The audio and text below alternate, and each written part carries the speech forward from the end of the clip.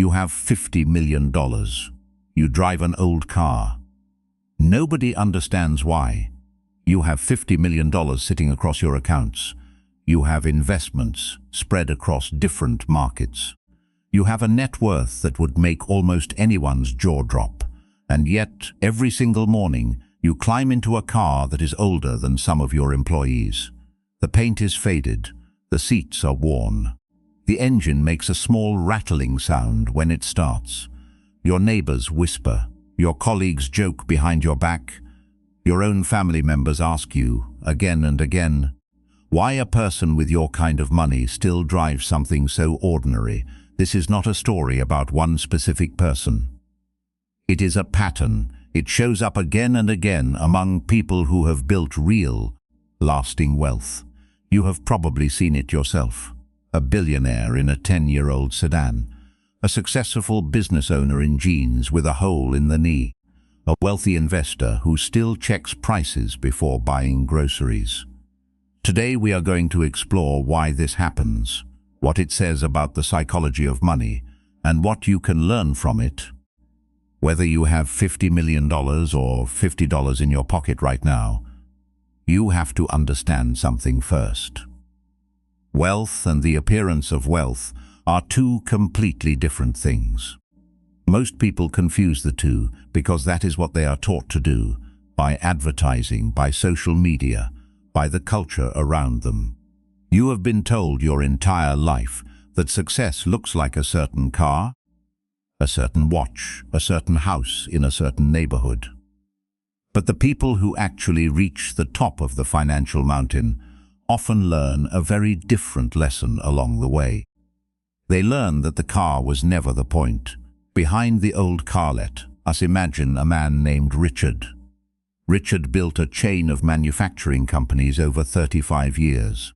He started with a small workshop and ended up supplying parts to some of the largest companies in the world. Today, his net worth sits somewhere north of $50 million. He has more money than he could spend in 10 lifetimes, and yet he drives a car that is 19 years old. The air conditioning barely works. There is a crack in the windshield he has been meaning to fix for 2 years. You have met people like Richard before, even if you did not know it. They do not announce their wealth. They do not need to. Richard's old car is not a symbol of struggle. It is a symbol of something else entirely, a mindset that took him decades to build and that most people never develop at all. When you ask Richard why he still drives that car, his answer is almost always the same. He says the car still runs. He says it gets him from point A to point B. He says he does not see the point of spending $80,000 on a vehicle that will lose half its value the moment he drives it off the lot. In Richard's case, this reasoning is not born out of scarcity. It is born out of a very deep, very deliberate understanding of what money actually does and does not do. The psychology of true wealth. You have to separate two ideas that our culture blends together constantly. Spending and wealth. Spending is visible. It happens in public, at car dealerships, in restaurants, on vacations that get posted online. Wealth, real wealth, is often invisible. It sits quietly in retirement accounts, in stock portfolios, in real estate holdings, in businesses that keep generating income whether or not anyone is watching. Researchers who have studied millionaires for decades have found something remarkable and consistently repeated across different studies. Many people with significant net worth do not live the way popular culture assumes they do.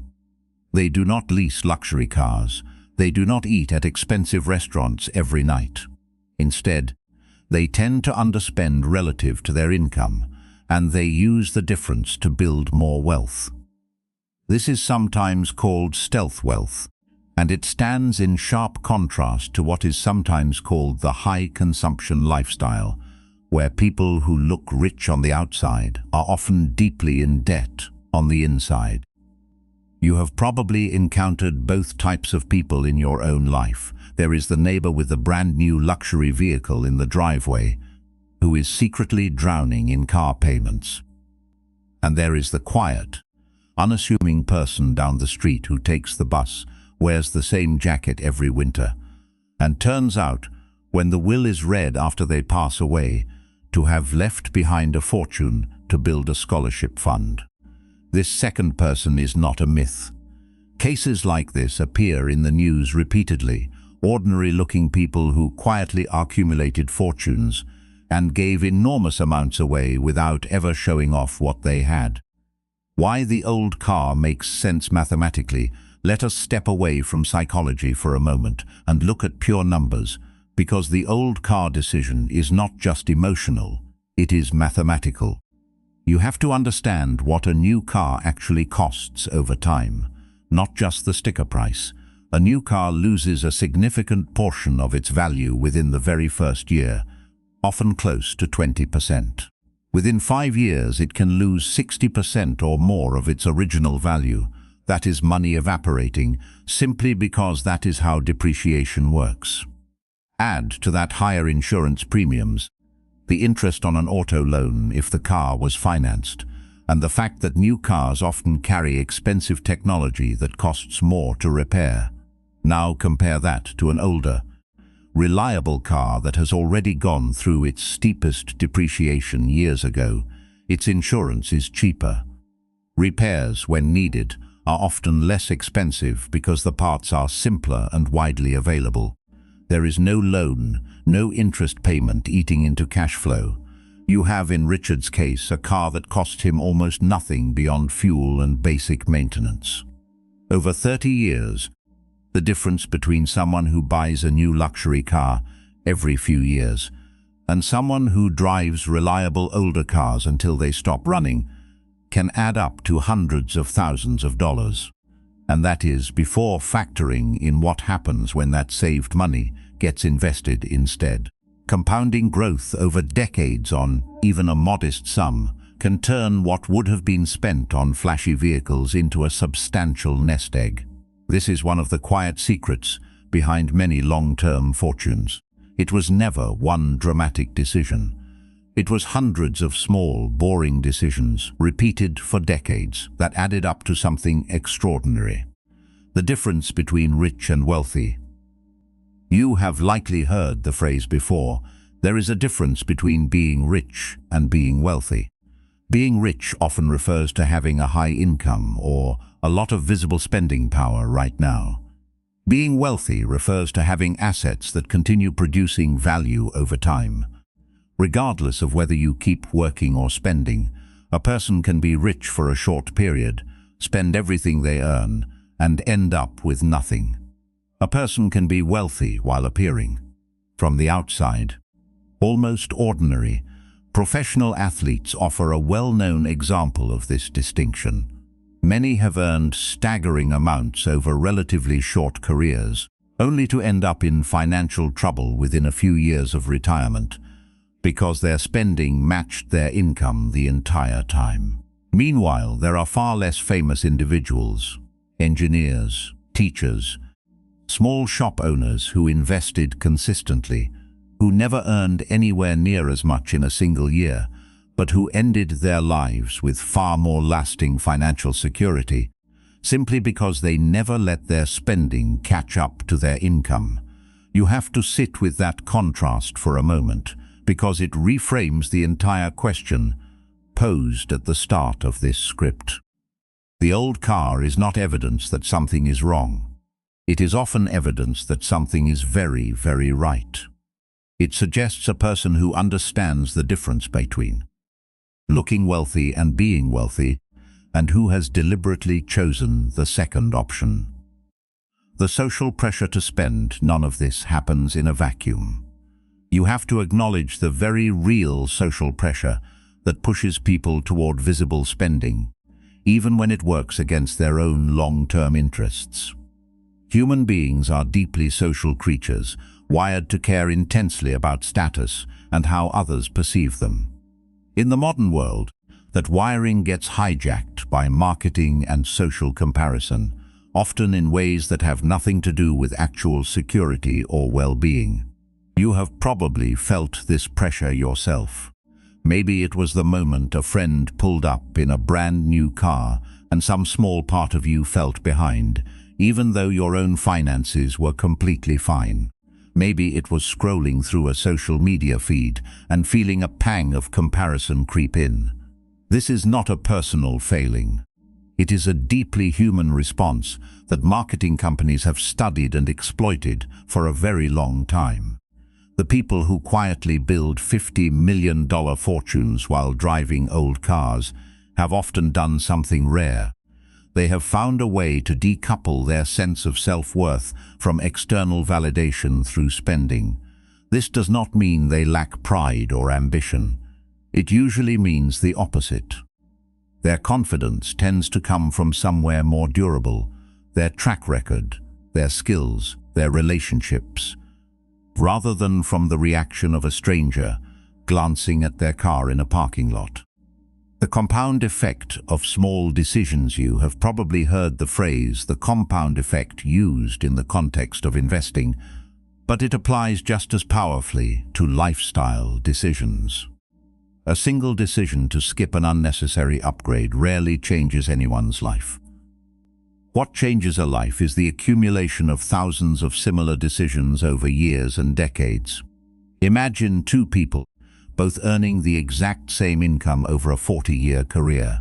One upgrades their car every 4 years.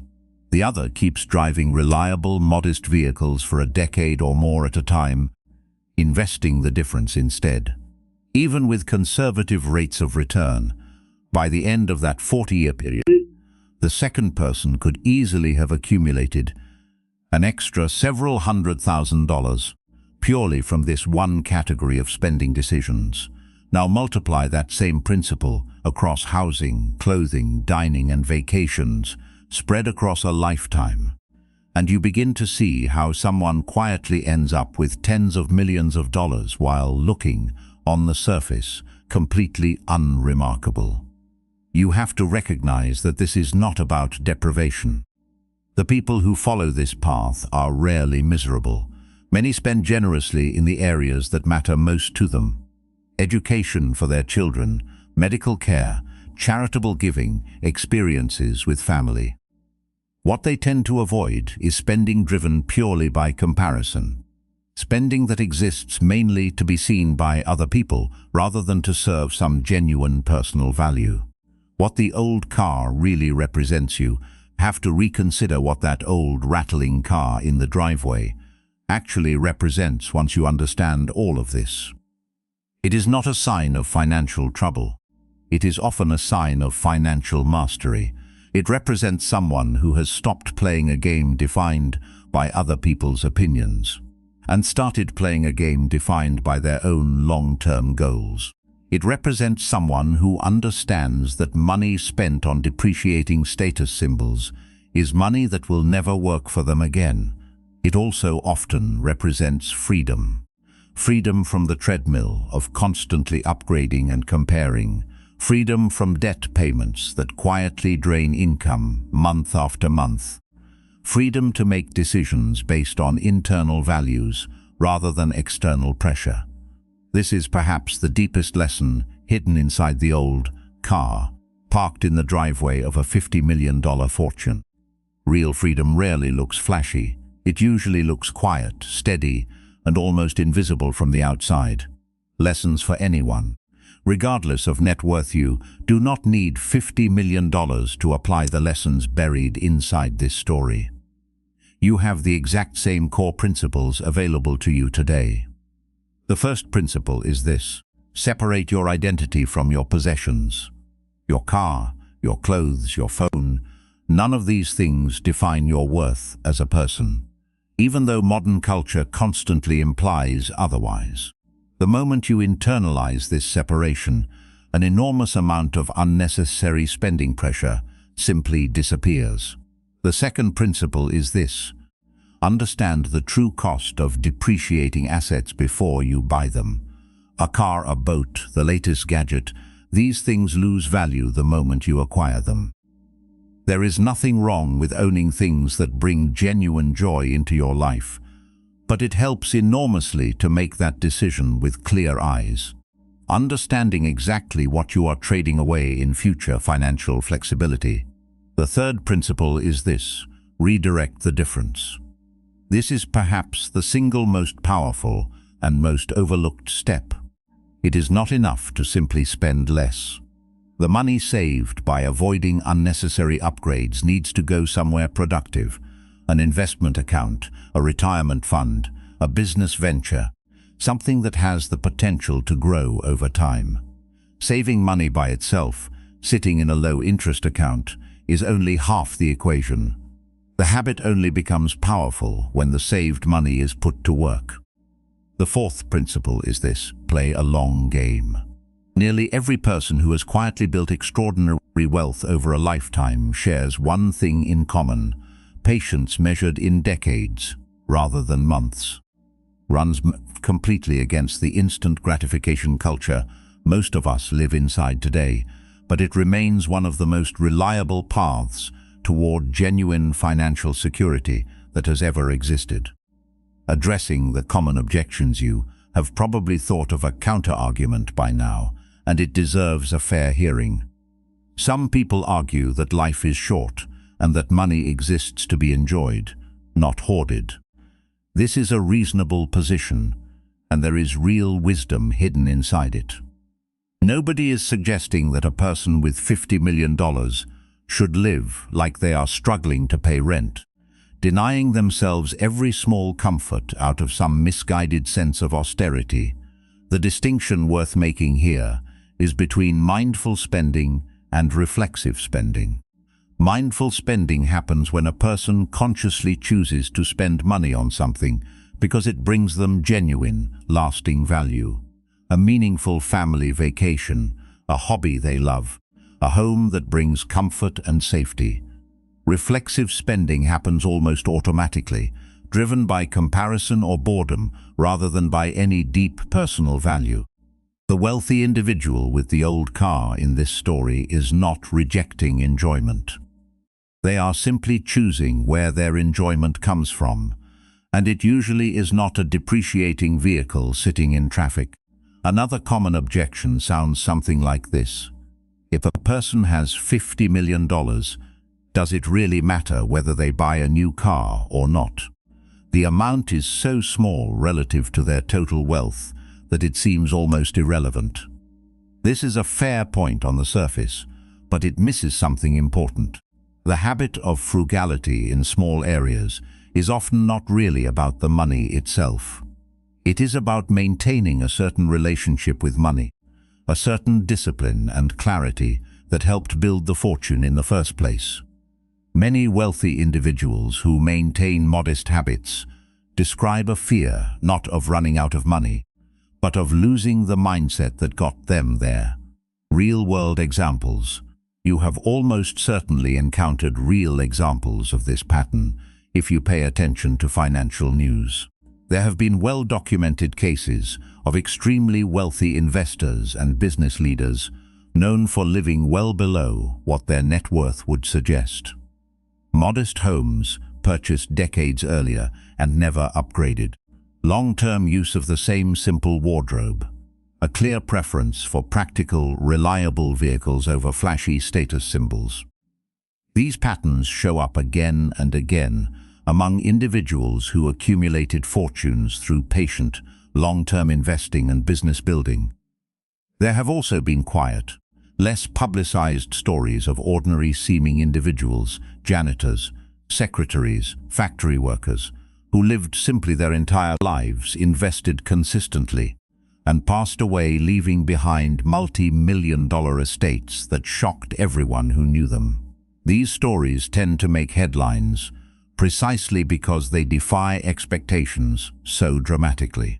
Nobody expected the quiet retiree who mowed his own lawn and drove a decades-old truck to have accumulated several $1 million through decades of steady, unglamorous investing.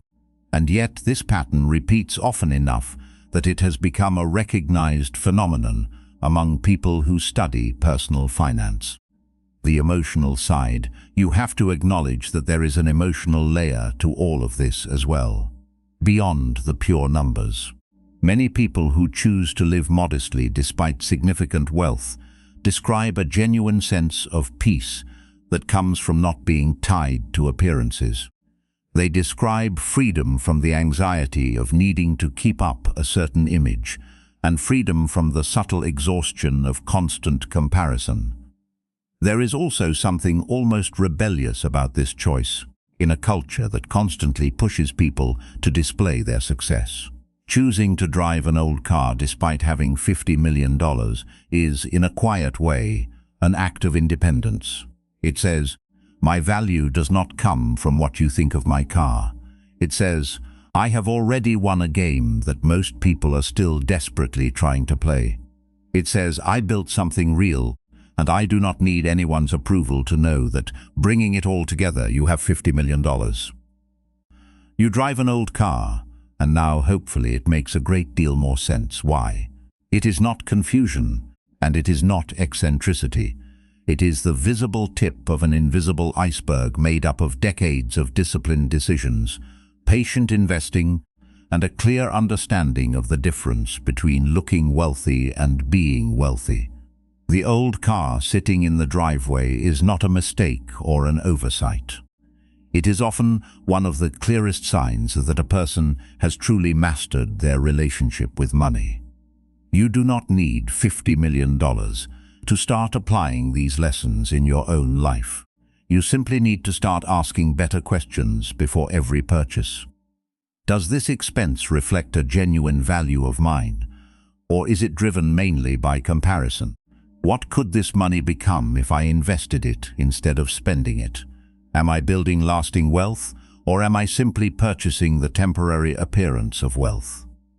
These questions, asked consistently over years and decades, have the power to completely reshape a person's financial future, regardless of their starting income.